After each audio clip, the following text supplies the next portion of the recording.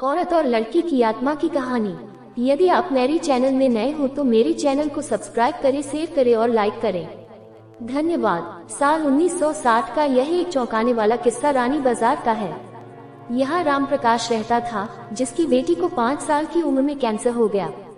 कई डॉक्टरों को दिखाने और इलाज कराने पर भी उसमें किसी तरह का सुधार नजर नहीं आया। होते होते एक रात कैंसर ने उसकी जान ले ली। उस बच्ची की जान रात को करीब 1 बजे गई थी। उसी रात को पास के ही एक गांव की महिला मोहिनी को एक ट्रक ने टक्कर मार दी थी। मोहिनी के परिवार वालों ने पूरी विधि के साथ उसे अंतिम विदाई दी। अब बच्ची के परिवार वाले भी उसे दफनाने के लिए जंगल की तरफ निकले। जंगल जाते समय अचानक से उस लड़की के शरीर में हलचल हुई। सभी हैरान हो गए कि मृत लड़की का शरीर कैसे हिल रहा है। थोड़ी ही देर में लड़की जिंदा हो गई और उसके परिवार वाले खुशी खुशी उसे अपने साथ घर ले आए।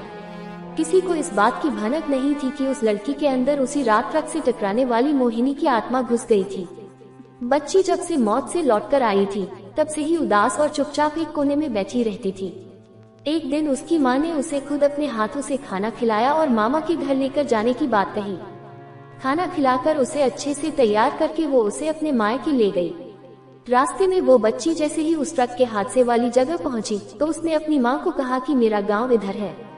माँ ने उसकी बातों पर बिल्कुल गौर नहीं किया और उस बात को हंसी में टाल दिया।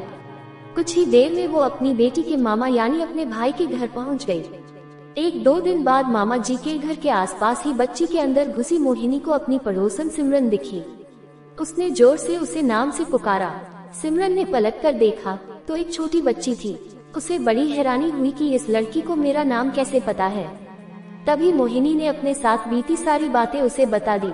उसने कहा कि मेरे परिवार वालों ने मेरी मौत से ही पहले मुझे जला दिया था, इसलिए मेरी आत्मा भटक रही है। उसी दिन इस लड़की की भी मौत हो गई थी, तो मैं इसके शरीर में घुस गई। सिमरन ने ये बात अपने गांव जाकर सबको बता दी। पूरे गांव वाले और उसके रिश्तेदार मोहिनी से मिलने के लिए उसी बच्ची के मामा के घर के पास पहुंच गए। उस लड़की के अंदर रह रही मोहिनी की आत्मा ने सबको एक एक करके पहचान लिया। कुछ देर बातें करने के बाद वो अपने परिवार वालों के साथ अपने घर चली गई। अब उस लड़की की माँ बच्ची को घर में न देखकर परेशान थी।